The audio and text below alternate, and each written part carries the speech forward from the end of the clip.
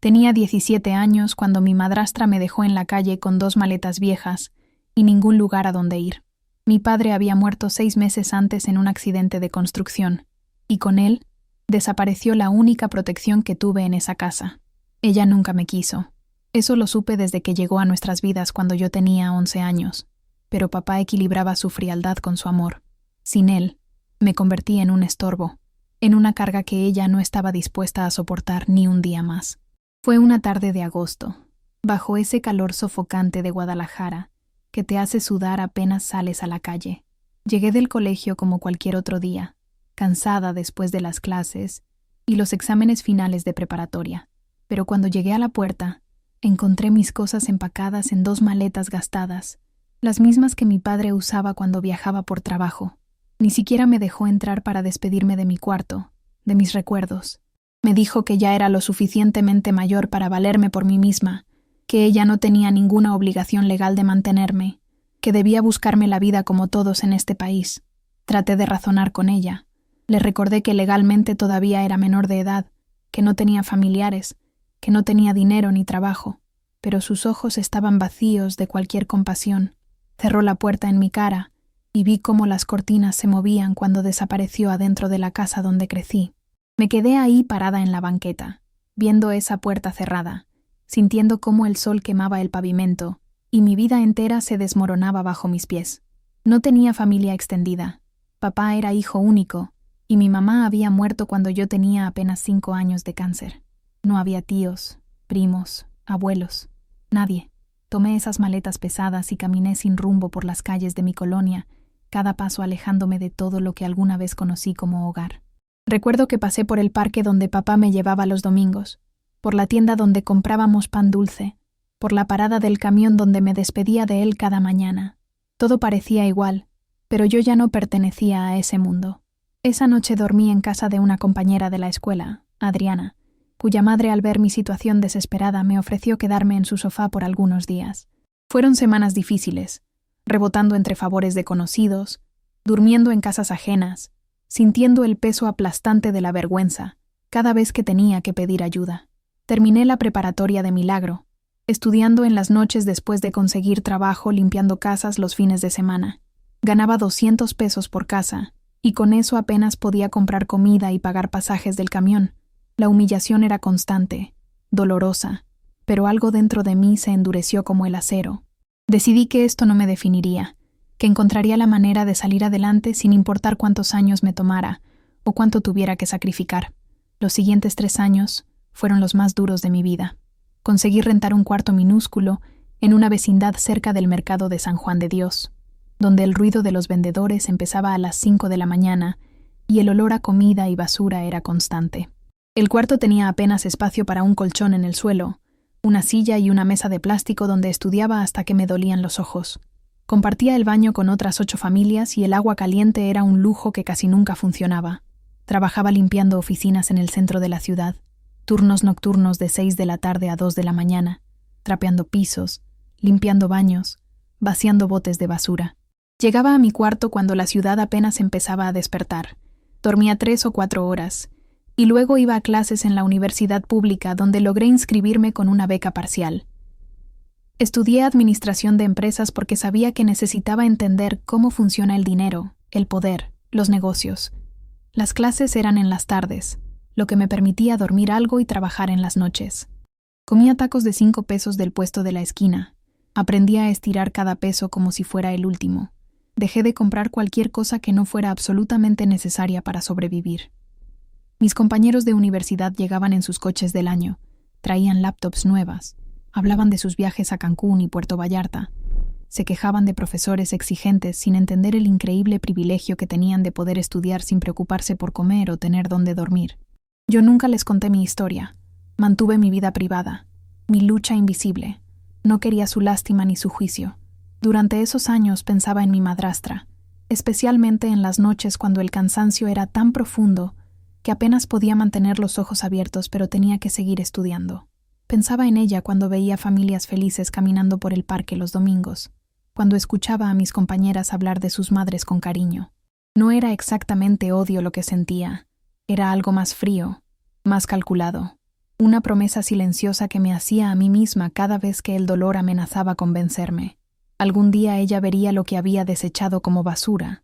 Algún día su desprecio se convertiría en mi combustible para llegar más alto de lo que ella jamás imaginó posible. Me gradué a los 24 años con honores académicos y una deuda de sueño que parecía imposible de pagar.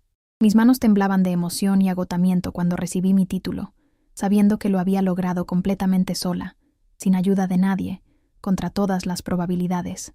Conseguí mi primer trabajo profesional en una empresa mediana de logística, empezando como analista junior, el escalón más bajo, ganando apenas 8,000 pesos al mes.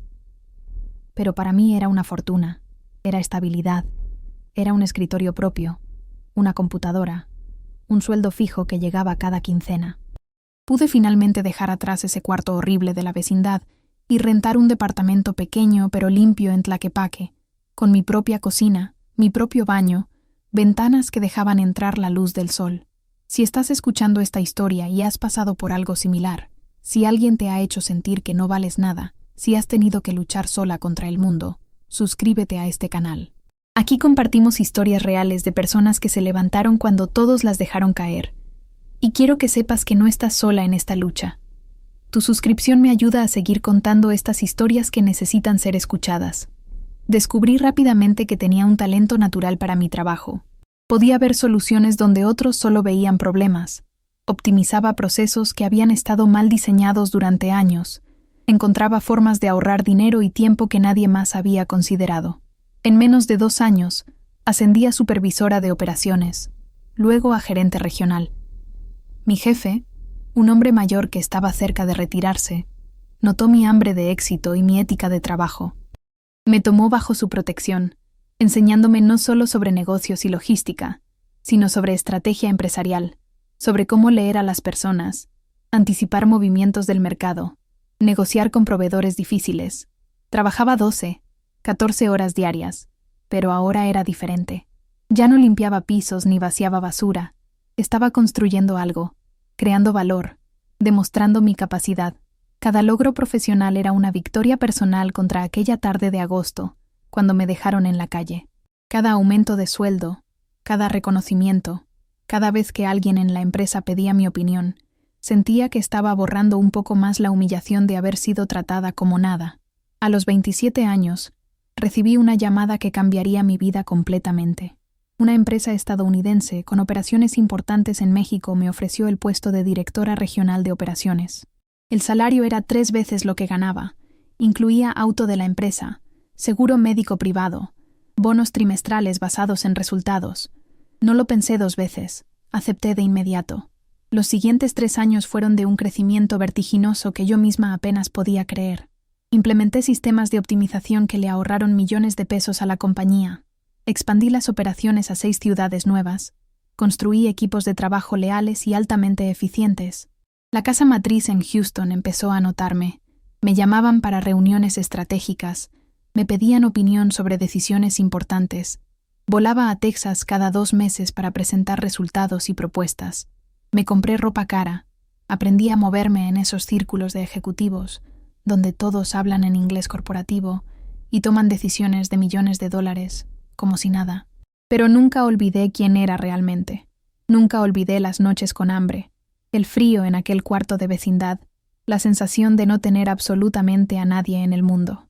Cuando cumplí 30 años, los directivos en Houston me hicieron una propuesta inesperada y arriesgada.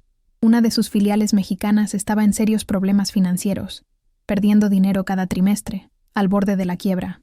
Me ofrecieron comprarla con un esquema de financiamiento corporativo, combinado con mi propio capital, convertirme en CEO y dueña mayoritaria, salvarla o hundirme con ella. Era una apuesta enorme. Podía perder todo lo que había construido, pero todas mis decisiones importantes en la vida habían sido apuestas contra probabilidades imposibles. Acepté el reto y me convertí en directora general de mi propia empresa a los 30 años. Transformar una compañía moribunda en un negocio rentable me tomó 2 años de trabajo más intenso de lo que jamás había experimentado. Reestructuré departamentos completos, despedí a gente que llevaba años sin producir resultados, contraté talento nuevo que tenía el mismo hambre que yo tuve alguna vez, renegocié contratos con proveedores, Cambié la cultura corporativa entera, implementé tecnología nueva, abrí mercados que nadie había explorado. Hubo noches sin dormir, momentos donde pensé que había cometido el peor error de mi vida, pero me negué a rendirme. Y funcionó. La empresa comenzó a generar ganancias en el tercer año. Duplicamos ingresos en el cuarto, los triplicamos en el quinto. Me mudé a una casa bonita en una zona residencial de Guadalajara. Nada ostentoso, pero cómodo, espacioso, completamente mío. Manejaba un auto alemán, vestía trajes hechos a medida por una costurera que trabajaba para ejecutivos, cenaba en restaurantes donde los platos costaban lo que yo ganaba en una semana limpiando oficinas, pero nunca me volví arrogante, nunca olvidé de dónde venía. Eso me mantuvo enfocada, hambrienta, alerta. Si esta historia te está inspirando, si ves algo de ti misma en mi lucha, te pido que te suscribas a este canal ahora mismo. Cada suscripción me motiva a seguir compartiendo estas historias de superación real, sin filtros ni mentiras. Aquí hablamos de la vida como es, de las batallas que peleamos en silencio, de las victorias que construimos con sacrificio. Tu suscripción significa más de lo que imaginas. La empresa seguía creciendo y necesitábamos expandirnos, contratar más personal administrativo para manejar el volumen de operaciones. Publicamos vacantes para varios puestos, desde asistentes hasta gerentes de área. Mi directora de recursos humanos, una mujer eficiente y profesional que yo misma había contratado, recibió cientos de solicitudes en las primeras semanas. Yo revisaba personalmente las contrataciones de puestos importantes, pero las entrevistas iniciales y el filtrado las hacía mi equipo de RH. Una tarde estaba en mi oficina revisando reportes financieros del trimestre cuando mi directora de recursos humanos entró con una carpeta de currículums. Me dijo que había varias candidatas interesantes para el puesto de asistente administrativa ejecutiva, alguien que trabajaría directamente reportando a los directores de área. Me mostró los 5 currículums finalistas para que yo diera mi aprobación antes de las entrevistas finales. Comencé a revisarlos rutinariamente, leyendo experiencia laboral, educación, referencias. Entonces, vi un nombre que hizo que mi corazón se detuviera por un segundo. Patricia Moreno Ruiz, mi madrastra. Leí el currículum completo, sintiendo una mezcla extraña de incredulidad, ironía y algo que no sabía si era destino o simplemente una coincidencia cruel. Tenía 52 años ahora. Su historial laboral mostraba una serie de trabajos administrativos básicos. Nada impresionante. Había trabajado como secretaria en consultorios médicos, en una escuela primaria, en una agencia de viajes que cerró hace 3 años. Periodos largos de desempleo entre cada trabajo. Su último empleo había terminado 8 meses atrás. Claramente necesitaba trabajo con desesperación. Le dije a mi directora de RH que yo haría personalmente la entrevista final de esa candidata en específico. Ella me miró un poco sorprendida porque era inusual que yo entrevistara para puestos de ese nivel, pero no hizo preguntas. Programamos la cita para el jueves siguiente a las 10 de la mañana. Los días previos a esa entrevista fueron extraños, llenos de una anticipación que no podía definir completamente. No era venganza exactamente, era algo más complejo, más profundo. Quería verla, quería que ella viera lo que yo había logrado, aunque fuera sin saber quién era yo. Había cambiado mi apellido legalmente años atrás, usando el apellido materno completo en lugar del paterno, parte de construir mi identidad profesional nueva, separarme de ese pasado doloroso. Ella no tendría ninguna razón para conectar a la CEO exitosa de una empresa creciente con la adolescente flaca y asustada que echó a la calle hace 13 años. Para ella yo sería solo otra ejecutiva más, otra persona con poder de decisión sobre su futuro laboral. El jueves llegó y yo estaba en mi oficina del 10º piso, con vista panorámica de toda la ciudad, revisando correos cuando mi asistente me avisó por el intercomunicador que la candidata Patricia Moreno había llegado y estaba esperando. Respiré profundo, alicé mi traje sastre azul marino, me miré un segundo en el espejo del baño privado de mi oficina. Esa mujer que me devolvía la mirada era fuerte, exitosa, segura de sí misma. Ya no era la niña vulnerable y asustada. Regresé a mi escritorio y dije que la hicieran pasar. Entró a mi oficina caminando nerviosamente, sujetando un portafolio gastado de piel sintética con ambas manos, como si fuera un salvavidas. Había envejecido mucho más de lo que esperaba. Su cabello estaba completamente gris, aunque intentaba ocultarlo con un tinte casero color caoba que no le quedaba bien. Tenía arrugas profundas alrededor de los ojos y la boca. Su piel lucía cansada, maltratada por el sol y la vida. Vestía ropa formal pero claramente vieja, un traje de oficina que había conocido mejores días, zapatos desgastados que alguien había intentado pulir sin mucho éxito. Me miró y sonrió con esa sonrisa profesional tensa de quien necesita desesperadamente causar una buena impresión, de quien sabe que esta oportunidad puede ser la última. No hubo ni un destello de reconocimiento en sus ojos. Para ella, yo era solo otra mujer de negocios, otra ejecutiva más sentada detrás de un escritorio caro, otra persona que tenía el poder de decir sí o no a su futuro. Me extendió la mano y la estreché con firmeza profesional, sintiendo lo fría y ligeramente temblorosa que estaba. La invité a sentarse en una de las sillas frente a mi escritorio y comenzamos la entrevista de manera completamente estándar. Le pregunté sobre su experiencia laboral y ella respondió con el entusiasmo ensayado de quien ha estado desempleada demasiado tiempo. Me habló de sus habilidades con programas de computadora básicos, de su capacidad para manejar múltiples tareas, de lo organizada y responsable que era. Su voz sonaba cansada bajo todo ese entusiasmo forzado. Había una desesperación apenas contenida en cada palabra. Le pregunté sobre los largos periodos de desempleo en su historial, y ella dio excusas vagas sobre mercados laborales difíciles, empresas cerrando por la crisis, mala suerte en general.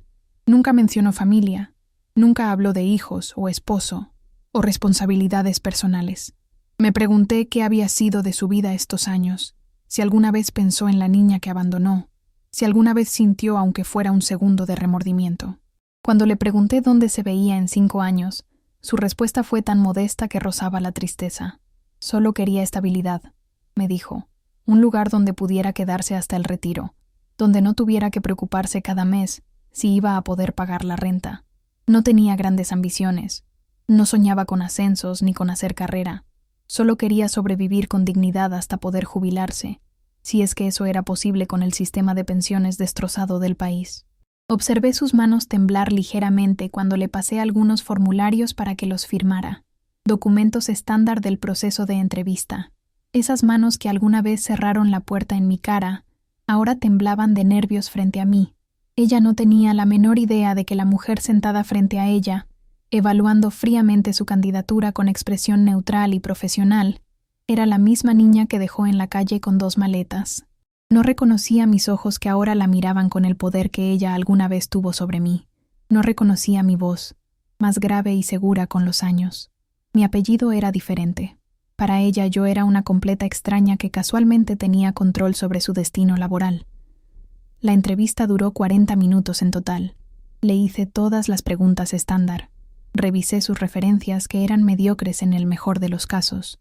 Evalué su experiencia, que era apenas suficiente para el puesto. Cuando terminamos, le dije con mi mejor voz profesional que estaríamos en contacto pronto con nuestra decisión, que habían sido varios los candidatos y que el proceso tomaría algunos días más. Ella agradeció efusivamente la oportunidad, demasiadas veces, con demasiada intensidad. Estrechó mi mano otra vez tratando de demostrar firmeza donde solo había desesperación y miedo. Me dijo que realmente necesitaba este trabajo, que haría lo que fuera necesario, que no me decepcionaría si me daba la oportunidad.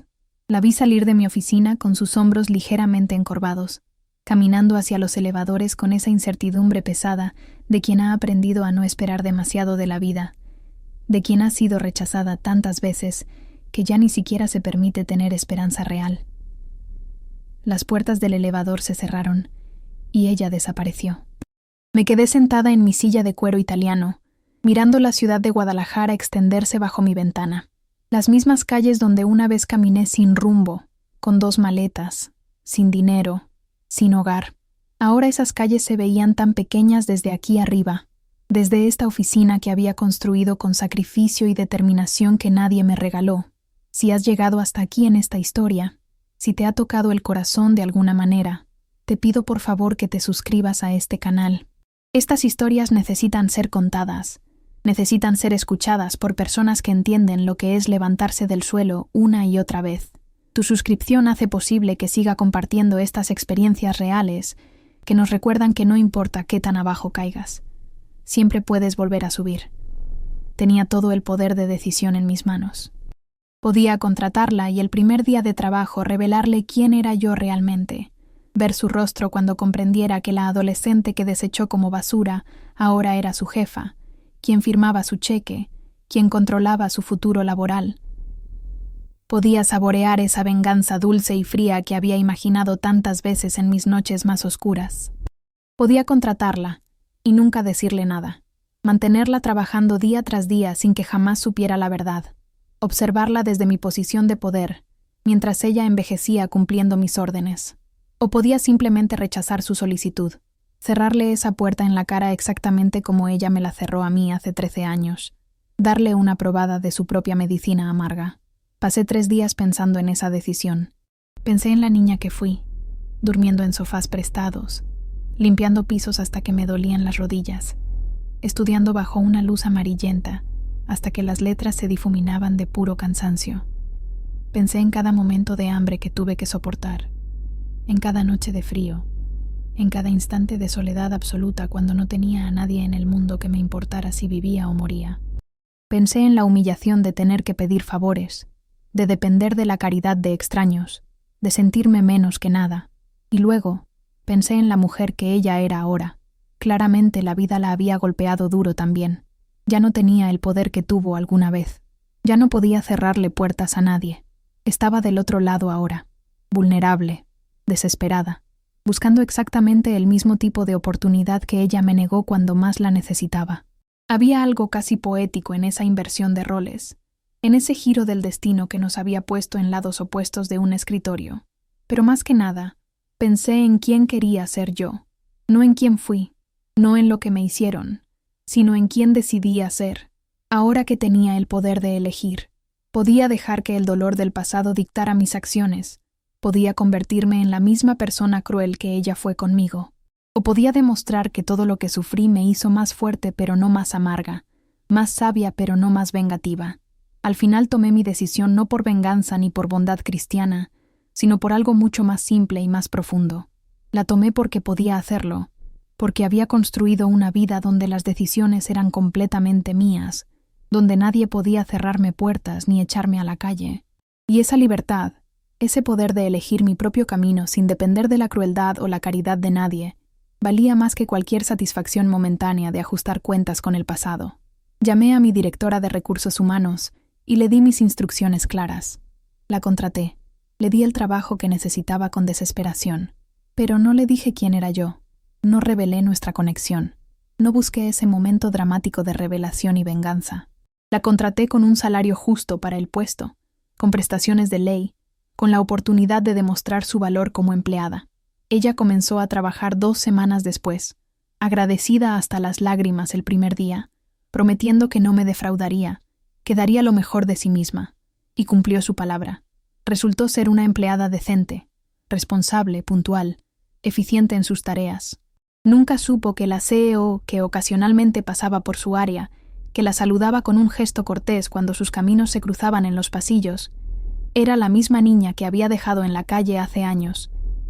Yo seguí construyendo mi empresa, expandiendo operaciones, alcanzando metas nuevas. Y ella siguió trabajando en su cubículo, haciendo su trabajo, ganando su salario, construyendo su pequeña estabilidad. 2 extrañas en el mismo edificio, conectadas por un pasado que solo una de las dos recordaba, porque al final aprendí que la mejor venganza no es hacerle a otros lo que te hicieron a ti. La mejor venganza es convertirte en alguien tan fuerte, tan exitoso, tan completo, que lo que te hicieron ya no tiene poder sobre quién eres. Es construir una vida tan buena que el pasado se vuelve solo eso, pasado, algo que sucedió, pero que ya no define tu presente ni tu futuro. Mi madrastra me echó de casa a los 17 años pensando que me estaba destruyendo. Lo que no sabía es que me estaba liberando, obligándome a descubrir una fuerza que nunca habría encontrado si me hubiera quedado cómoda y protegida. Me convirtió en acero cuando quiso romperme. Y ahora, años después, mientras ella trabaja sin saber quién soy realmente, yo sigo subiendo, sigo creciendo, sigo demostrándome a mí misma que valgo más de lo que ella jamás creyó posible. Esa es mi historia. Una historia de caída y ascenso, de dolor y triunfo. de cómo el peor momento de mi vida terminó siendo el catalizador que necesitaba para convertirme en quien estaba destinada a ser. Y si algo similar te ha pasado a ti, quiero que sepas esto. Lo que alguien te hizo no define tu valor ni determina tu futuro. Tú decides eso. Solo tú.